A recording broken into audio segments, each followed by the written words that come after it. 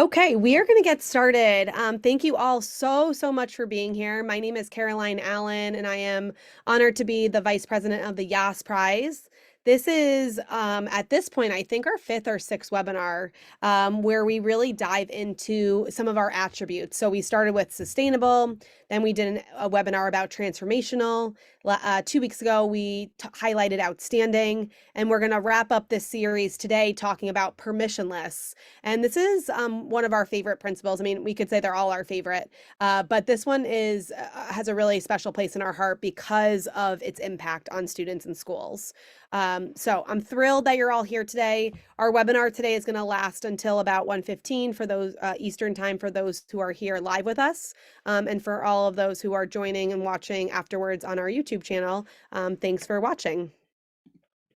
So today we're going to really dive into that permissionless principle. You will have to write a whole short answer question in your application about this principle. And so I hope from today's webinar that you get a better sense of what we're talking about, what we're focusing on, and how we think about permissionless education. Then I'm so excited to hear from two of our awardees. We have Wade Moore and Aaron Fruman here both with us today, and they are going to share a little bit about their YAS Prize experience, a little bit about their work that they're doing with their students in their home states, and then we will get some question and answers from the audience. I will say that we are going to use the Q&A feature on the Zoom, not the chat. So keep writing in the chat where you're from. That's always fun to see. But for questions, please use the Q&A feature. We are going to answer all questions at the end. However, if you have a question that comes up, please write it in there, and either someone will answer it typing from our team, or we'll answer it at the end. Okay, let's jump in. So this is how our team and our foundation defines permissionless. So we believe that permissionless education is free to exist and thrive without depending on regulatory bodies. It means the ability to make decisions about what you do and how you do it, whether you're a founder, teacher, principal, or student, without asking if it's okay. Providers that are true to this concept of permissionless education boldly execute on what they know is right, rather than waiting for a green light from a person or entity that might not have any personal interest or expertise in what they do. So I'm so excited to hear in just a little bit about Wade and Aaron's story and how this applies to their schools and their organizations. But before I do so, I'm going to share a couple other examples of our alumni, and really focusing today on how permissionless education, or how this idea that they are able to make decisions autonomously as school leaders or CEOs or founders, how that is just the best for kids, and really how we can make decisions in a moment's notice, or with our board's approval, so that kids can have the best education possible and not have to wait 3 years for a change to be made. So I'm going to go into some of these examples, and as always, you can always look to our website if you want to learn even more. So the first example that I want to give is about SOAR Academy, which is a micro school in Evans, Georgia. I had the distinct pleasure to visit SOAR Academy and Tutoring Center in earlier April. And we have a sizzle reel on our YouTube channel, which highlights this school's visit. It was such a wonderful school. And as a former special ed teacher in both a public school and a charter school, there are specific regulations and protocols and procedures for students on IEPs. And those are there for good measure, right? Those are there to make sure that students on IEPs, or students who are diverse learners, get what they deserve in terms of accommodations and modifications, differentiation. However, with that being said, as a private school, SOAR Academy is really able to personalize their curriculum and personalize their learning, because they're able to use the IEP or use whatever comes from the traditional public school or another charter, and really able to tailor that student's learning to best meet their needs. So 100% of students at SOAR Academy are on IEPs or have a really distinct style of learning. And many of the students come in 2 to 3 years behind. So differentiation is not only essential, but it's critical. there's again lots of paperwork and protocols that typically come with special needs. But because SOAR operates privately, they're able to use the IEP to inform accommodations and modifications, but also really take each individual student and do what's best for them. So, they don't have to worry as much about caseloads or student to teacher ratio, because if this student needs a class of 3, they're going to do that. Or if this student is better in a class of 10, they're going to, make that work for that student. So it's small group design. And because of that, because they're really able to take each student and not fit them in a box, 81% of their students are reading at grade level after a couple of years of being with SOAR Academy. So I really believe in this idea of personalized learning. Actually, a lot of our awardees right now are in North Dakota in a whole personalized learning conference. So more to come on that with our Twitter channel. But SOAR Academy really takes this idea of permissionless learning and teaching to a whole new level. Second up, we have Friendship Public Charter School, which was actually one of our semifinalists in 2021. They are a charter school network in Washington, D.C., and they have a whole project-based learning approach to learning and assessment. They are currently developing an innovation lab to provide project-based learning to students. And they're able to really think through and adapt these changes based on feedback they've gotten from content directors and students. So instead of say going to a board, or instead of going to a school board and saying like, we want to do this really awesome innovation lab, they were just able to do it. And therefore it was able to get into the hands of students a lot quicker. So they implemented a pilot for their lab and received student feedback, kept making it better and better. And with some alumni support from the YAS Prize, they were able to rapidly grow it this year to reach even more students. So what I love most about it is that students are tangibly getting to decide on what content they're interested in, and then using this program in order to meet the needs of what they're interested in.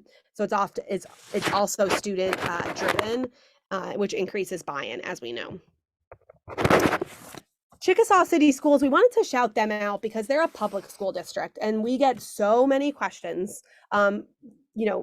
reasonably so, about how does this work? How does permissionless work with public school districts? And I want to make it really clear that in order to apply for the YAS Prize, you do not have to be 100% permissionless. Like, we believe that there should be some checks and balances within schools and organizations. And usually that's in the form of a really strong board that gives oversight and expertise, and doesn't micromanage the CEO or the leader or the team, but gives some really valued insight. With Chickasaw City Schools, they're a public school district in Chickasaw, Alabama, and they provide really transformational interdisciplinary programs that really focus on the trades. We know that trades are not going away. Everyone always is going to need a plumber, an electrician, a welder. And what this school does is knows that there's demand for that, and yet knows that often high schools are not setting students up to really explore those trades as, high interest opportunities. So, as David Wolford, who's the superintendent, he operates alongside the union and the school board.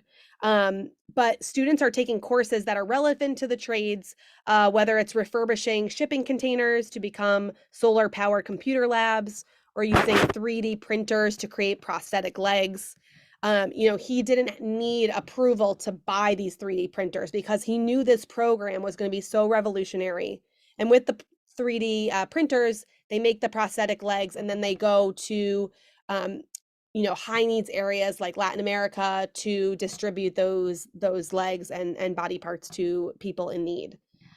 So they also have expanded a green program where students and families not only learn the benefits of healthy eating, but also understand the elements of entrepreneurship, and how it really, thinking about green and eating green really involves, a whole approach to math and science, agriculture, business, marketing, economics. So this is a great example of, we can't say that Chickasaw City Schools is 100% permissionless. Very few schools and organizations are. However, they are still making decisions as quickly as possible with really good research, knowing that that's what students need and that's what students deserve. Hope Branch is a private school in Hudson, Florida. They work primarily with students with disabilities, many of whom have autism, and they are able to expand without permission. Again, they, know that parents are looking for more options for students who learn differently, and often these students don't fit in a box, and sometimes a charter school won't work for them, or a public school won't work for them. But Hope Ranch really tries to individualize students learning. They use horses to help with rehabilitation with kids with autism, and there's a ton of research of why horses are a good tool, so to speak. I'm using quotes with my hands because obviously they're animals, but why horses are beneficial for students with autism. It has to do with everything from like the core and developing like the physical core of students, because that's something that's sometimes weak or they have low tone with. And there's so many other examples of why horses are good. And if this is a great example of they know that with research that this is a good modality for rehabilitation and for learning. And if in another school environment, like there would have been so many rules around this. Parents would have maybe needed to sign so many forms, or it just would have been outlawed because it's deemed like not safe. However, they know it's like best for kids, and they know that parents shouldn't have to do private horseback riding lessons in order to get this type of rehabilitation. So again, it's permissionless education because they know what their students need. They're able to provide it in a safe way that's research backed, and ultimately students win in that situation. Next, we have Coded by Kids, which is an ed tech company in Philadelphia, Pennsylvania. They have created and renovated their digital curriculum. And adopting a new curriculum is super expensive, and it takes a ton of time for those people who have adopted a new curriculum, or if you have a major public school system, rolling out a new reading curriculum or a new math curriculum takes a lot of buy-in, and a lot of time. And so they are able to create and adapt their curriculum without these constraints. Again, using student feedback, which is kind of a theme of what we're hearing from a lot of these examples. So they've completed the creation of materials to revamp their intro to coding workshop, and they've piloted the workshop to 15 students during a session in May. And they're using the feedback to continue to improve the curriculum and then begin creating the asynchronous experience, which will be able to be open to many, many more hundreds of students. They didn't need approval from a board or state governance. They were able to improve this curriculum and improve the experience students had, with understandings and details and analysis from students, just acknowledging that it needed to be improved. And often, we don't want school leaders to have to jump through hoops to do what they know is best for students. So that's a great example of a curriculum one, and an ed tech company who is kind of redeveloping how and making sure that they are, with ChatGPT and AI, like tech is constantly changing. And if they had to take years and years to get permission to change their curriculum, we would always be behind the 8 ball. So I hope some of these examples were inspiring to you. You can obviously read more about all of these organizations and schools on our website. But the biggest thing is the following. We don't expect you to be 100% permissionless, but we would love to see how you are thinking about this and how you are thinking about leading with, one, students in mind, and two, making decisions that are research backed as quickly as possible, to not just make, rush decisions, but to make sure that students are getting the best experience possible with the information that you have. So, before we pivot to our alumni, we have some key application dates that we want you to be aware of. July 15th is our application deadline, which is rapidly approaching, actually one day from tomorrow. So please keep that as your North Star, and keep visiting us on office hours and for these future webinars to continue to learn more. September, our quarterfinalists will be announced live from Washington, D.C. That's 64 quarterfinalists who will receive a minimum of $100,000 each. Then in October, we have our semifinalists announced at our first ever YAS Prize Summit, which will be held at the Rock and Roll Hall of Fame in Cleveland. At that event, we will be identifying our 32 semifinalists who will travel with us in November to the YAS Prize Accelerator in Miami This past week, I've been inviting our speakers to our accelerator, some of which who are former speakers, some of who are alumni, some of whom are new speakers. And everyone so far said yes, and everyone is really excited, whether they were a former speaker or a new speaker. They love the momentum that we have with the Yas Prize. They love the community that we're building, and they're just, we're so grateful that all of them have said yes so far. So more to come on that. I can't reveal any details, but know that it's going to be big, and it's going to be even better than last year. And then our finalists will be revealed, and our winner will be revealed in December, back at New York City at the Hilton. So we're so excited for our events, and remember that anyone who submits an application is also entered into our community. We have our own platform. It's like a private LinkedIn for just our community members. You can do everything from write to Wade and Aaron, who you're going to meet soon, in a private message to ask more about their programs, or you can look on a map and see where everyone is if you're traveling to somewhere, or if you're going to like a charter school conference or the independent school conference or a public school conference, you can see who's attending. So there's lots of opportunities there, but you have to submit your application. That's the most important thing.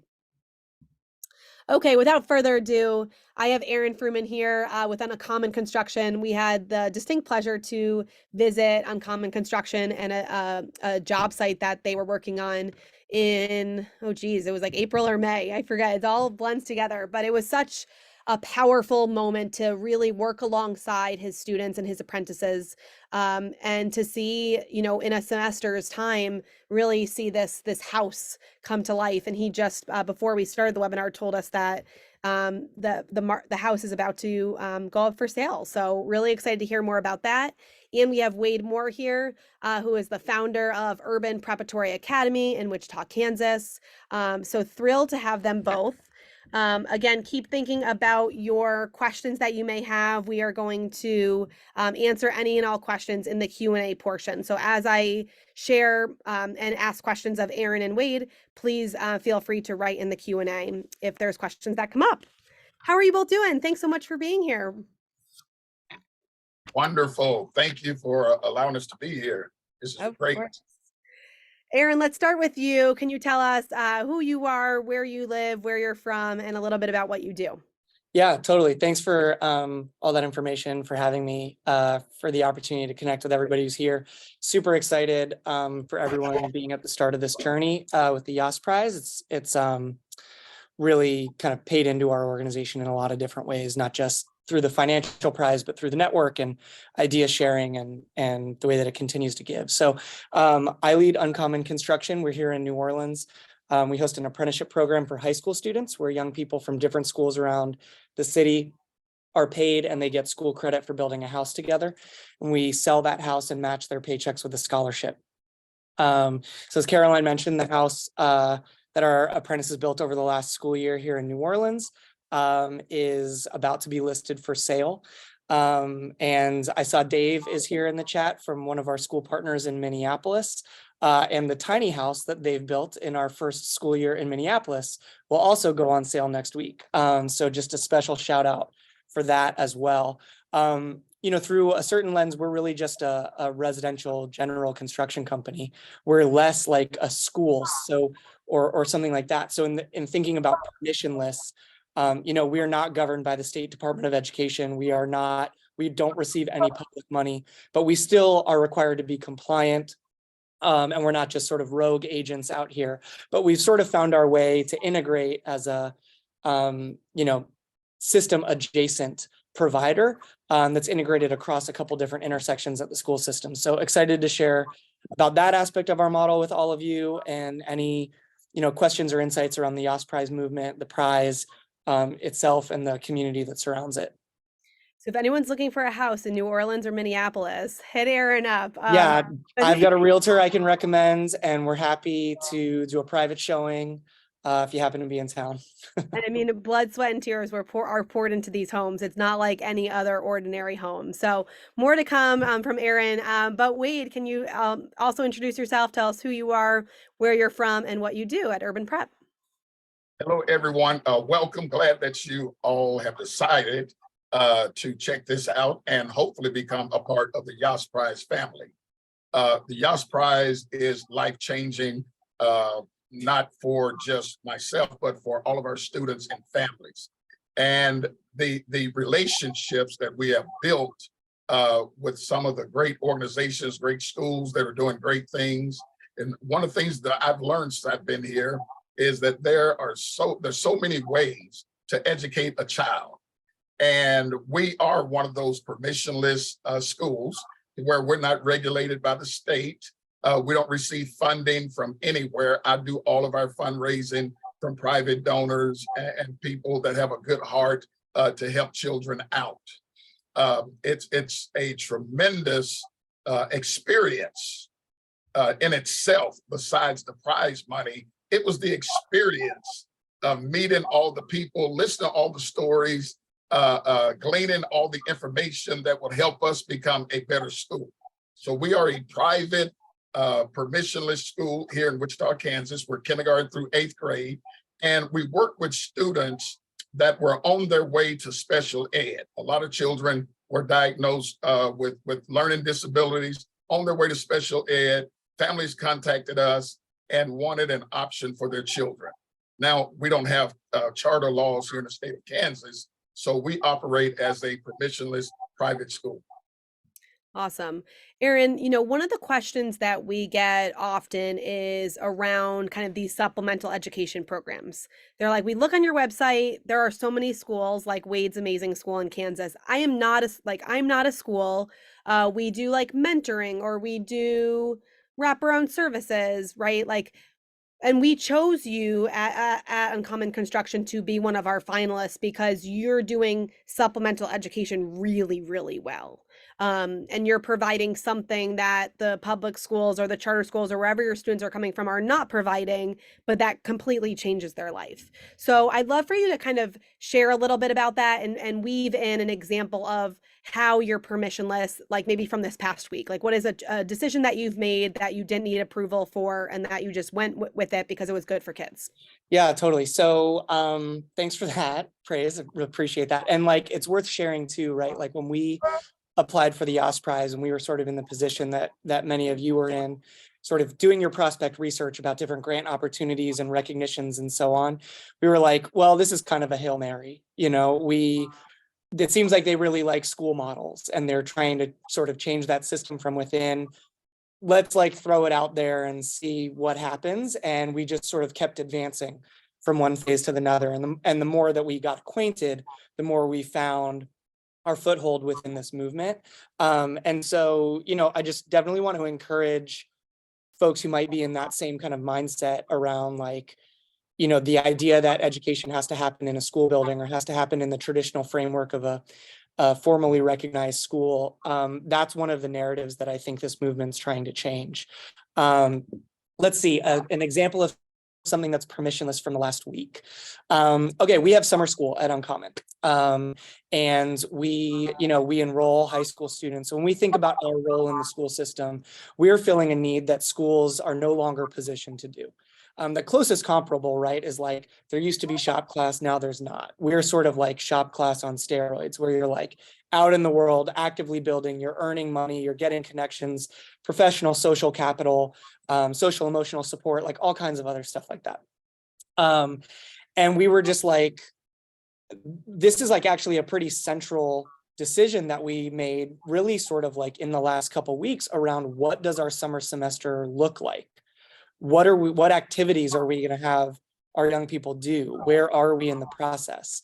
Because we just look at our needs as a construction company, paving a path for our upcoming projects, and those become our curriculum or our program. So, within the last couple of weeks, sorry, Caroline, it's like Tuesday, I don't have one, or Wednesday, I don't have one immediately for this week.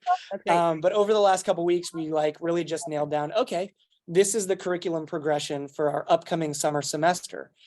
And we sort of take a if you build it approach, right? Like if we can enroll young people, we know that there will be fertile learning opportunities for them when we insert and lay it over the top of our construction priorities. So the actual like construction projects that apprentices are going to work on this summer, we didn't have to run that through a curriculum specialist. We didn't have to run that past, where the Carnegie unit is going to land or what seat time is appropriate, right? These young people are essentially applying for a job. We guarantee a certain number of hours. We report their attendance back to their schools, who assign the internship credit for the meaningful work experience in our program.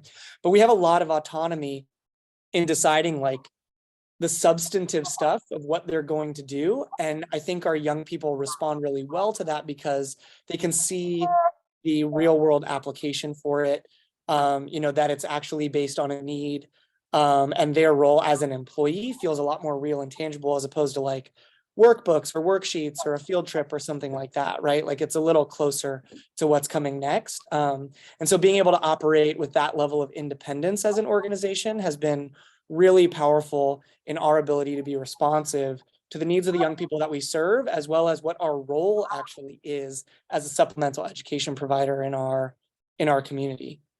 So many great things there, but I think one of the things I'd like to pull out is this idea that kids feel it. Like kids know when it's contrived and it's adult driven and it's like we just have to do this because I mean everyone's had a teacher that says we just have to do this because we just have to do it. Like there's no Right. So like another example, right, is like, oh, we didn't quite get done what we needed to on a Saturday, like by the end of the semester. So like, let's open up 2 more build days. We'll like, those become leadership days and it's extra earning and learning opportunities for young people. So let's just like add 2 more days to the calendar. And our young people are like raising their hands because it's not punitive in the way that getting assigned Saturday school is, right? Like it's an opportunity to reach for it. So we're excited about those kinds of things where we can just navigate within the real world and the things that happen as they occur in real time. Wade, I'd love to hear from you a little bit more about this as well. You know, with making decisions, like sometimes comes pushback, right? Whether it's pushback from families or students or teachers, right? Can you give an example of when you've made a decision, maybe have received some pushback, but then ultimately everyone kind of came to the census that like that actually was a really good decision? And how did you handle that as a school leader? Yeah. Again, we are permissionless school, and I use an example of our curriculum. When we were choosing our curriculum to begin our school, we chose a great math program and a great reading program. And the math program had not been introduced to this area. Public school had not started it. No one had heard of it. So we brought it in and people reviewed it. They did not think that it would work. We went ahead and went forward with the math curriculum. 3 years later into it, the public system started seeing the results that we were getting, and they started to implement that same curriculum in the public school. So without having to get permission as far as curriculum, what we were going to be doing. And then also another great example I'll use is where we are right now with the need for educational options here in Wichita. We are starting a second campus. And so we did not have to go through an approval process. We did not have to submit any paperwork to a state or an entity. We knew that there was a definite need for it. And so we went ahead and moved forward with starting a new campus, which is going to help educate so many more children. Now, had we been involved in a system that, wow, where they're holding you back, you got to do this, you got to do that, it may take 1, maybe 2 years to get permission to move forward with the new campus, and families will be left behind. So starting that. And then another thing is our school calendar.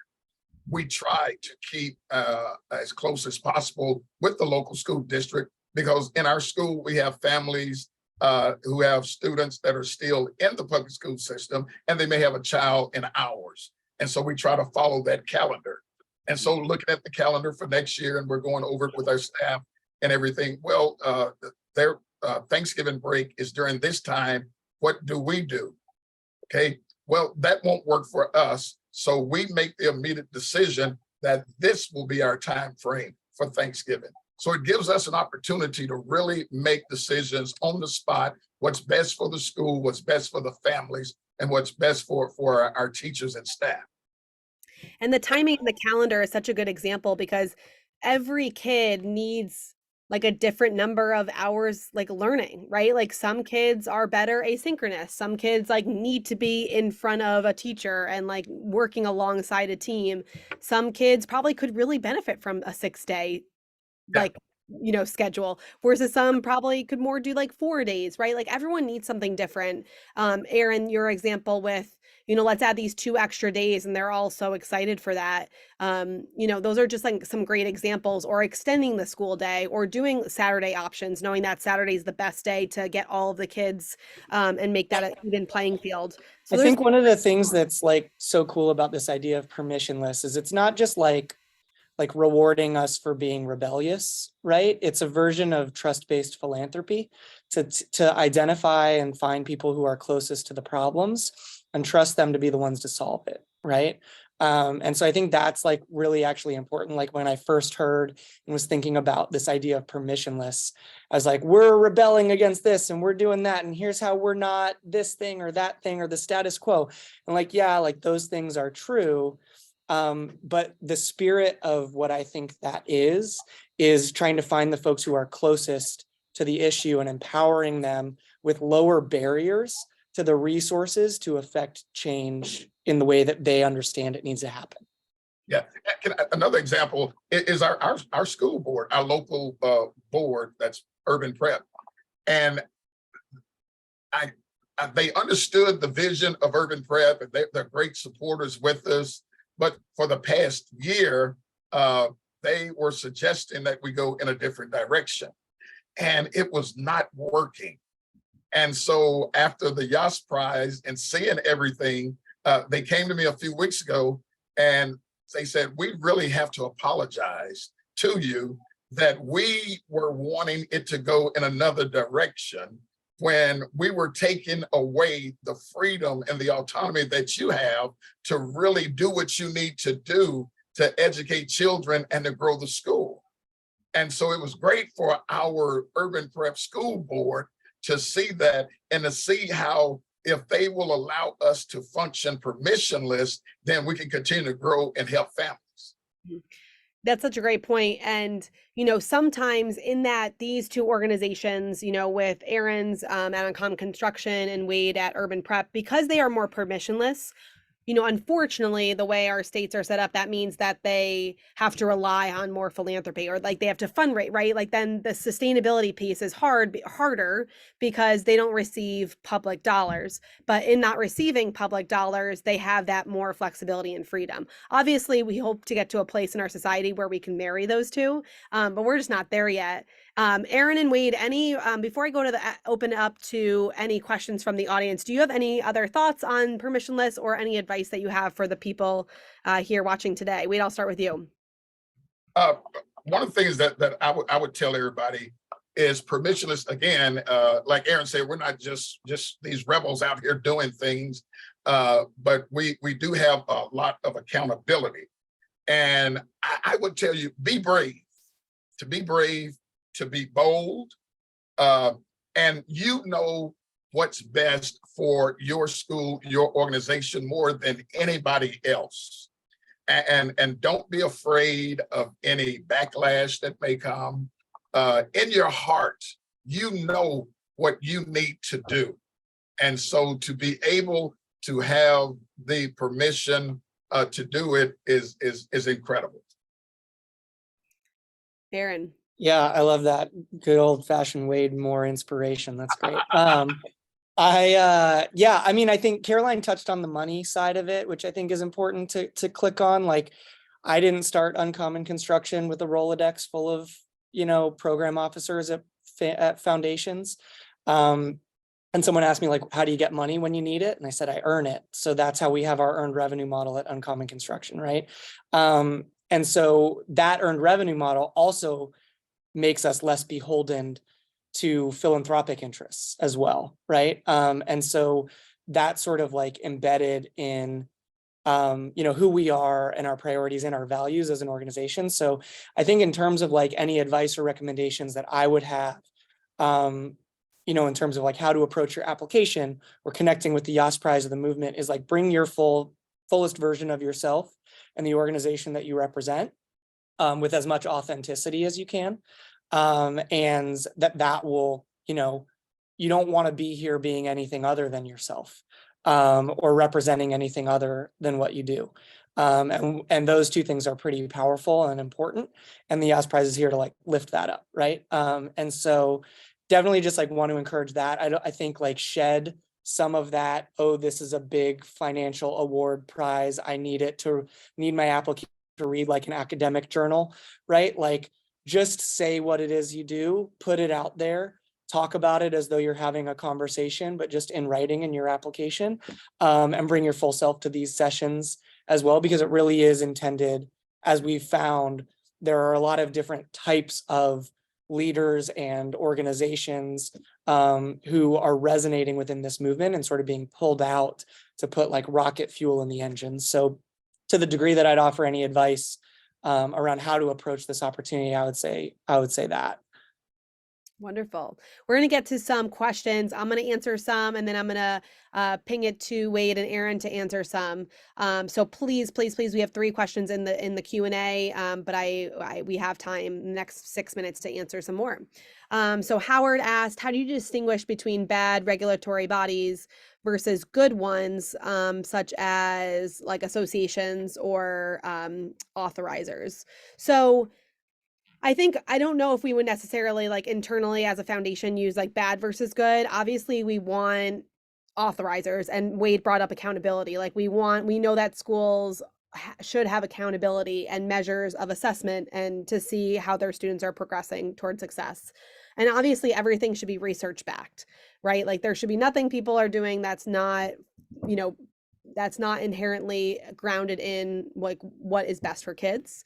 And so like, yes, if that's a center for dyslexia because they have the best practice there, like that's awesome. We would never view that as like necessarily something that's bad, because we know that's best for kids.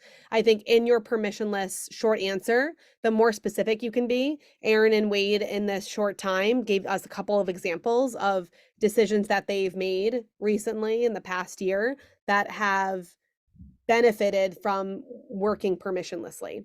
And so the more specific you can be in a couple of examples to highlight the decisions that you're making and why they're good for kids, that's always going to be the best way versus just like a generic, I believe in permissionless education. Aaron and Wade, do you have anything to add to that in terms of? I think that idea of like a tangible example is really good. Like, you know, Dave, to call you out again, like I know you take your students to the state legislature, right? When there's a cause that they care about, right? And like they're not willing to accept that a certain policy or a certain issue, that they don't have a voice in that. And so they just go and try and affect change there.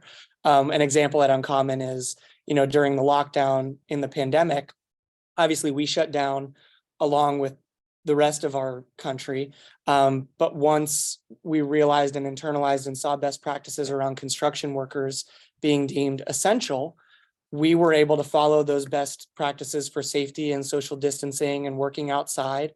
And we're able to bring our young people back in person earlier than they were at school. And so, you know, those tangible, specific examples, I think, are really important to highlight, as opposed to, like Caroline said, the flowery, you know, academic language that as you would in like a research paper or something. Wade, someone asked, is the prize primarily awarded to very large organizations? What would be your answer to that? That's a very good question. And that's what I was going to speak on. You know, me as a small private school here in Kansas, and seeing the charter school networks, the large networks with thousands of students, I was amazed of how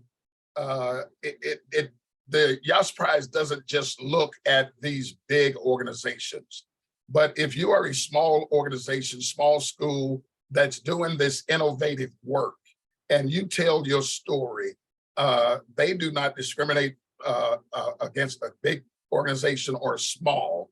So it's awesome to see them award organizations like Urban Prep here in Wichita, Kansas.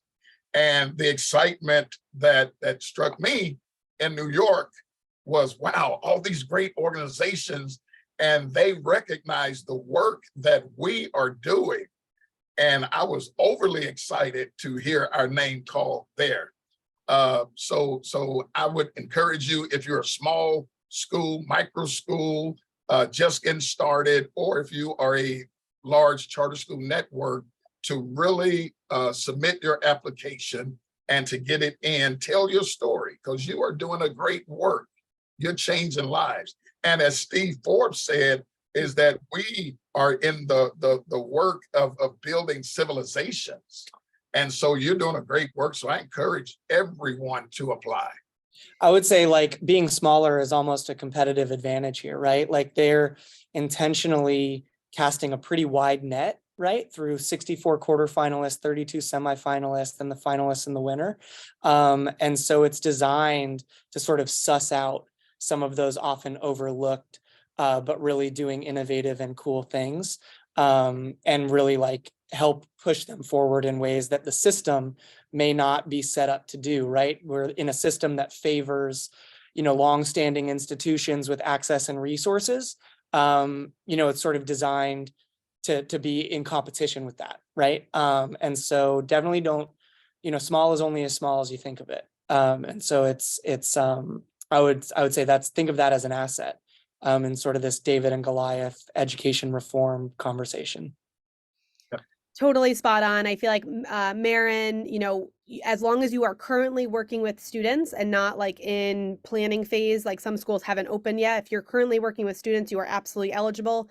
It does not, if you've been around for 25 years or 1 year, we treat you the same as long as you have metrics to prove that you're outstanding. We do not care if your school is religiously affiliated. We have schools that have a denomination, are affiliated with religion and are not. Doesn't matter to us.